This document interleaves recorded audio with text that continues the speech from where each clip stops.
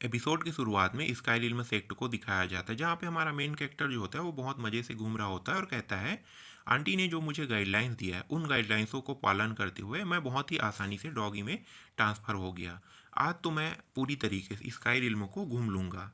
तभी आगे अपने मन में कहता है कि गलती से सिस्टर निंग युआन से ना टकरा जाऊं, कह के हमारा मेन कैरेक्टर जो होता है वो जंगल की ओर आने लगता है और यहाँ पे बहुत ही मज़े से गाना गाने लगता है और गाना गाते हुए कहता है कि कल मुझे अपने तीसरे मिशन को करने के लिए जाना है। तभी हमारे मेन कैरेक्टर को कुछ दूरी से आवाज़ आने लगता है और ये चौंक जाता है और छिप कर देखने लगता है कि कौन है।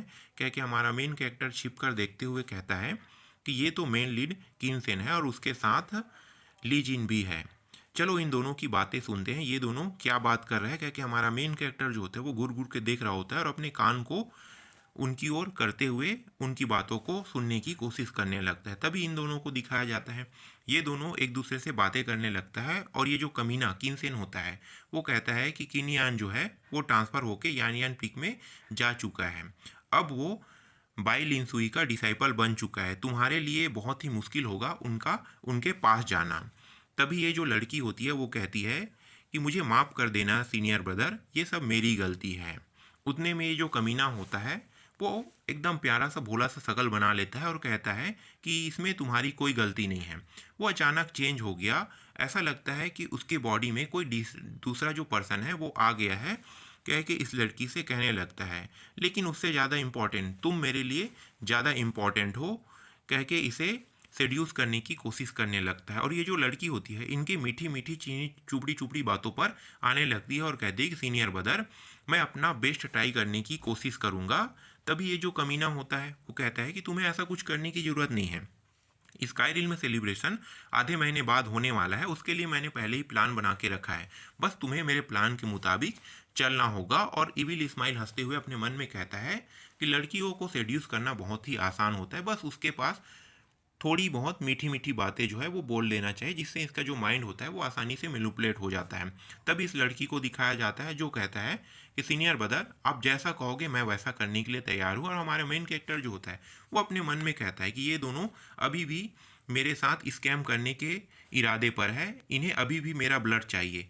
तुम तो एक मेन लीड हो ना, तुम्हें स्वयं से अपने कल्टीवेशन को तो बढ़ाना चाहिए। क्योंकि हमारा मेन कैरेक्टर बहुत गुस्से में रहता है और एक तकिए जैसे किसी को मारने लगता है और अपने मन में सोचे लगता है कि आधे महीने बाद जो सेलिब्रेशन होने वाला है मुझे उससे कैसे बचना है और प्लानिंग सोचे लगता है। तभी हमारा मेन कैरेक्टर जो होता है वो कहता है कि मेरे आने के बाद ये जो स्टोरी लाइन है ये पूरी तरीके से बदल गया है, अब प्लॉट के मुताबिक क्या होने वाला है ये भी मुझे पता नहीं। तभी पीछे से सिस्टर निंग युआन जो होती है वो आती है और हमारे मेन कैरेक्टर के पास आकर कहती है कि डॉगी तुम यहाँ पे क्या कर रहे हो। और हमारा मेन कैरेक्टर जो होता है वो फूफ करते हुए चौंक जाता है और इनकी आवाज़ को सुनकर ये जो कमीना होता है वो कहता है ये आवाज़ तो जाना पहचाना है। कह के पीछे पलट के देखता है, तभी डॉगी को दिखाया जाता है। डॉगी जो होता है अपने मन में कहता है कि ये यहाँ पे क्या कर रहा है, ये यहाँ पे क्या कर रही है। उतने में ये जो सिस्टर निंग युआन होती है उनको भी किनसेन के आवाज़ जो है वो आने लगता है।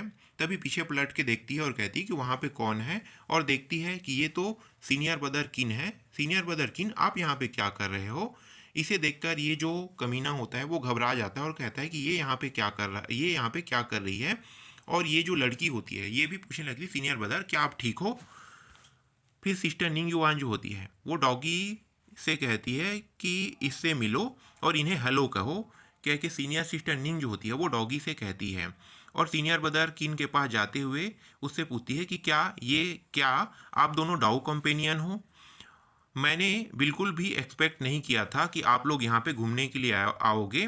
इनकी बातों को सुनकर ये जो कमीना होता है वो चौंक जाता है और कहते हैं हाँ डाउ कंपेनियन। और ये जो लड़की होती है वो मुस्कुराने लगती है।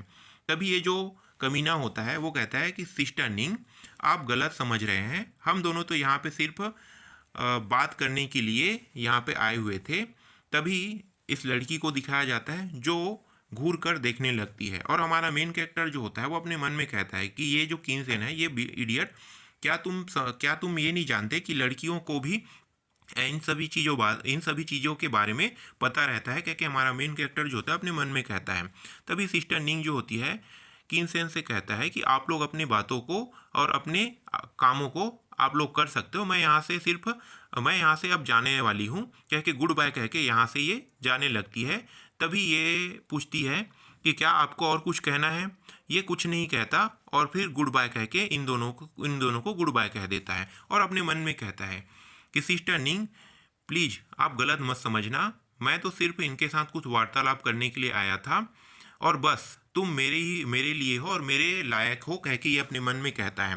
तभी सिस्टर निंग को दिखाया जाता है जो डॉगी से कहता है कि चलो हमें यहाँ से जाना होगा, और डॉगी जो होता है वो फूंक करके यहाँ से जाने लगता है।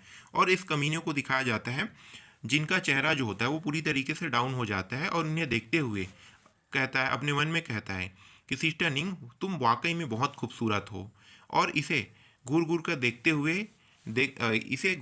देखते हुए ये जो कमीनी लड़की होती है ये अपने मन में कहती है कि सिस्टर निंग वानबे तो कुछ भी स्पेशल नहीं है, ना ही उनके पास इमोशन है, फिर भी इनके ऊपर इतना दिलचस्पी क्यों ले रहा है क्या कि ये जो लड़की होती है वो कहती है। और ये जो कमीना होता है वो कहता है कि सिस्टर निंग वान सिर्फ तुम मेरी हो, मेरे अलावा और किसी की नहीं हो सकती।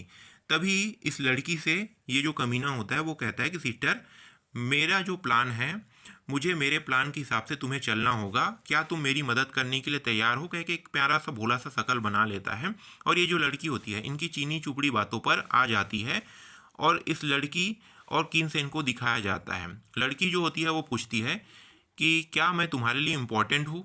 ये जो लड़का कमीना होता है वो कहता है कि ऑफकोर्स डेफिनेटली तुम मेरे लिए इम्पोर्टेंट हो। तभी अपने मन में कहता है कि मैंने तुम्हारी आंखों पर देखा है तुम मुझसे प्यार करती हो, इसी का मैं फ़ायदा उठा के तुमसे अपने काम को निकला लूँगा। अगर मैं चाहता तो तुम्हें मैं अपने हाथों पर भी रख सकता था। कहता है, यहीं पे जो एपिसोड होता है वो ख़त्म हो जाता है।